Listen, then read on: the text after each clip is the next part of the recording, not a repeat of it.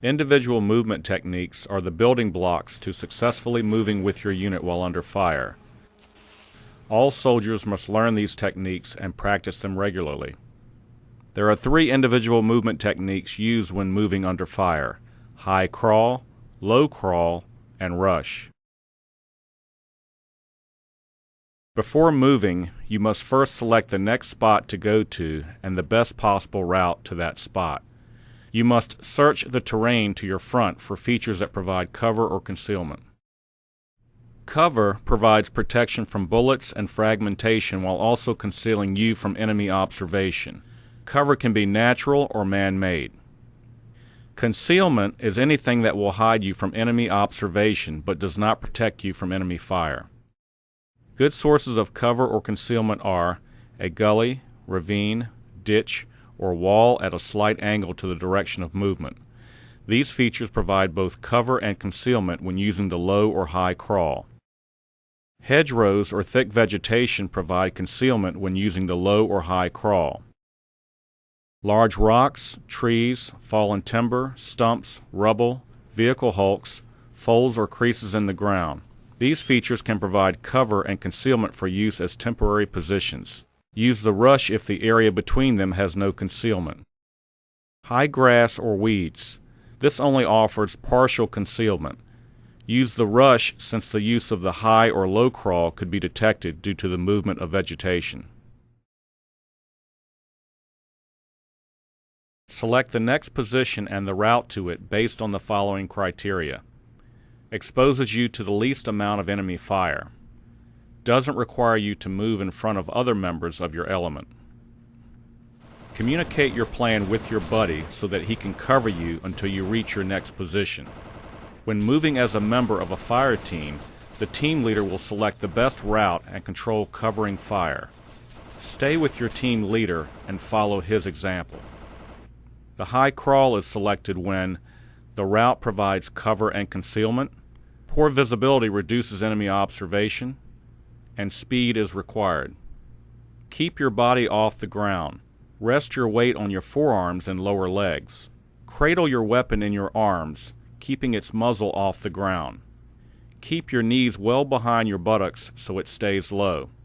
Move forward by alternately advancing your right elbow and left knee, and left elbow and right knee. The low crawl is selected when the route provides cover or concealment less than 1 foot in height. Visibility provides the enemy good observation, and speed is not required. Keep your body as flat as possible to the ground. Hold your weapon by grasping the sling at the upper sling swivel, letting the handguard rest on your forearm and the butt of the weapon drag on the ground, thus keeping the muzzle off the ground. Move forward by first pushing both arms forward and pulling your right leg forward, then pulling with both arms and pushing with your right leg. Continue this push-pull method, changing legs as necessary until you reach your next position. The rush is selected when there is no cover or concealment along your route and/or enemy fire allows brief exposure. Roll or crawl away from your current firing position. Raise your body by straightening your arms and springing to your feet. Run to your next position, keeping the distance short and trying not to stay on your feet longer than 3 to 5 seconds so the enemy cannot track you with automatic fire or bring accurate fire onto you. Plant both feet just before hitting the ground and fall forward by grasping the heel of the butt of your weapon and using the butt of your weapon to break your fall. Assume a firing position in a covered location if possible and cover your buddy's movement. When moving as a member of a buddy team, it is imperative that the team has a communication plan worked out and clearly understood. Under no circumstances should an individual be moving without cover from the other. Individual movement techniques require practice and coordination to be successful. Your unit's ability to move under fire is directly tied to your ability to execute these techniques. Formations are arrangements of elements and individuals in relation to one another. Teams use formations for control, flexibility, and security. Team leaders travel up front in formations. This allows team leaders to lead by example. All members of the fire team must be able to see their team leader. The team leader will normally choose a formation based on met TC.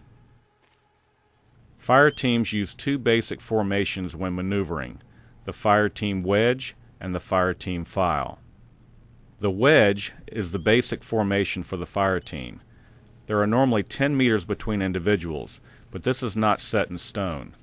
The wedge is designed to be relatively flexible, and the interval between members is increased or decreased based on a variety of conditions. Leaders may direct the wedge to expand or contract based on visibility, terrain, enemy threat, etc. The file is used when the wedge has been collapsed or contracted to the point where members are traveling almost one behind the other. This can be caused by a number of different circumstances, the two most common being extremely limited visibility and very dense vegetation. Members resume the wedge as soon as conditions permit.